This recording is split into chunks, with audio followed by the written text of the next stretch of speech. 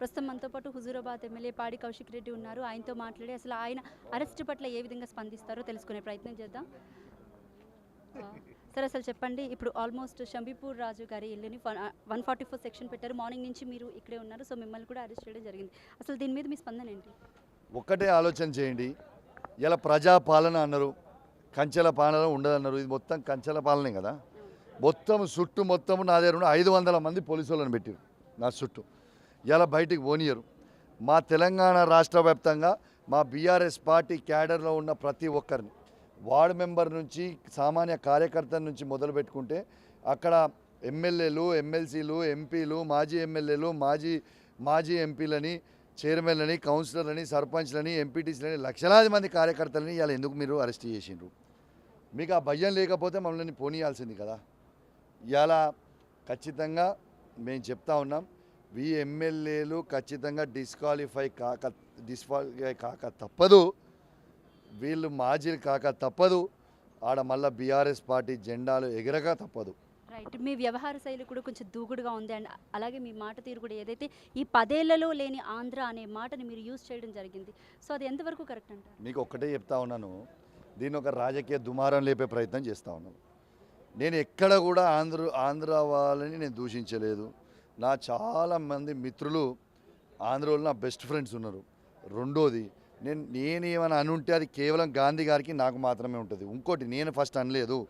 మీరు ఒక్కసారి వినిపిస్తా, మీ ద్వారా కూడా వినిపిస్తా. గాంధీ గారు ఏమన్నాడు, నేను రెచ్చగొట్టినా గాంధీ రెచ్చగొట్టారు, ఒకసారి చూడాలి అందరూ.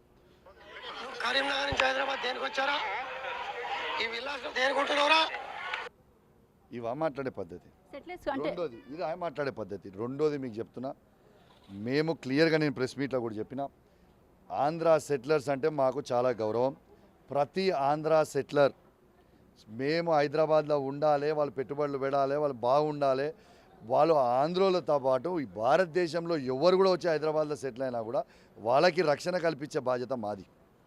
100% కేసీఆర్ గారి నాయకత్వంలో మా 10 సంవత్సరాలలో ఏ ఒక్క రోజన్నా ఏ ఒక్క సెటిలర్ కన్నా మేము ఇబ్బంది పెట్టింది మీరు చూపించగలుగుతారా?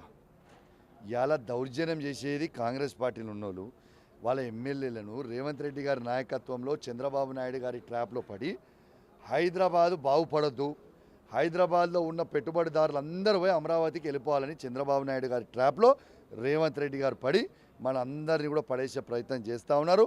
దయచేసి దీన్ని అందరూ కూడా గమనించాలి అని చెప్పి సందర్భంగా తెలియజేస్తాం. మరొక విషయానికి వస్తే కనుక కోమటిరెడ్డి వెంకటరెడ్డి గారు ఇందాక చేసినటువంటి వ్యాఖ్యలు ఏవైతే ఉన్నాయో రెచ్చగొట్టే విధంగానే కనిపించాయి. అంటే సహించేది లేదు, ఎవరైనా సరే దూకుడుగానే ఉండండి అని చెప్పేసి ఆయన పిలుపును ఇవ్వడం కూడా జరిగింది. దాని గురించి మీరు ఏం చెప్తారు? అలాగే దానం నాగేందర్ గారు కూడా మీ మీద చాలా అగ్రెసివ్గా కామెంట్స్ చేసినట్టు తెలిసింది. ఏంటి అసలు? మీకు ఒక్కటే చెప్తున్నా, అరే మీరు దూకుతేనే భయపడేటోడు ఎవరు? నిన్న వచ్చిర్రు, దూకుతాము, చేస్తాము, వస్తాం, ఇస్తామని, కౌశిక్ని హత్య చేస్తామని వచ్చిర్రు. చేసింది ఏముంది? మీరెందుకు? ఒక్క నిమిషం, వీళ్ళు ఏం చేసిర్రు? హత్య చేస్తామని వచ్చిర్రు. చేసింది ఏముంది? గట్టి గాలి వస్తే పగిలిపోయి అద్దం పగలగొట్టిపోయారు. నన్ను టచ్ అనే చేసిరా? నేను ఆడనే నిల్చున్నా కదా, ఒక్కనే. సింహం సింగిల్గా వస్తుందని చెప్పినా సింగిల్గానే నిల్చున్నా. ఏం చేసిరా? గాలికి వచ్చే అద్దాలు, కారుకుపోయే అద్దాలు, పక్కింటోళ్ళ అద్దాలు వాళ్ళని చేసిపోవడము, ఈ శాతగాని పనులు మాత్రం కావు. మీరు ఒక్కటే గుర్తుపెట్టుకోండి, వెంకటరెడ్డి గారు, మీరు దూకుడు కాదు. ఇవాళ మేము దూకుడు మొదలు పెడుతున్నాం అనగానే ఇలా భయపడ్డది మీరా మేమా? ఇలా మీకు అంత ధైర్యం ఉంటే మా వాళ్ళందరినీ ఎందుకు అరెస్ట్ చేసిర్రు? మమ్మల్ని నిష్పెట్టాల్సింది కదా. భయపడ్డేది వాళ్ళు, శాతగానోళ్ళు వాళ్ళు. వాళ్ళకి అసలు వాళ్ళ ప్రజాపాలన అంటున్నారు. ఏం ప్రజాపాలన? గిదా ప్రజాపాలన? ఇలా ప్రజలని ఇబ్బంది పెట్టుకుంటా అసలు ఏది చేయకుండా మీరు ఎన్ని చెప్పినా కూడా మా స్పీడ్ ఇట్లనే ఉంటుంది. మీరు ఎన్ని చెప్పినా కూడా దానం నాగేందర్ అన్నాడు, ఏ స్పీడ్ ఎక్కువ ఉన్నది కంట్రోల్ చేసుకోర్రి అని. నేను నాకు స్పీడ్ ఎక్కువ ఉంటే ఆయన గోకుడు ఎక్కువ ఉన్నది. నీవు ఎంత గోకినా మేము రెడీగా ఉన్నాం గోకించుకుంటే. నీకు భయపడేది ఏం లేదు.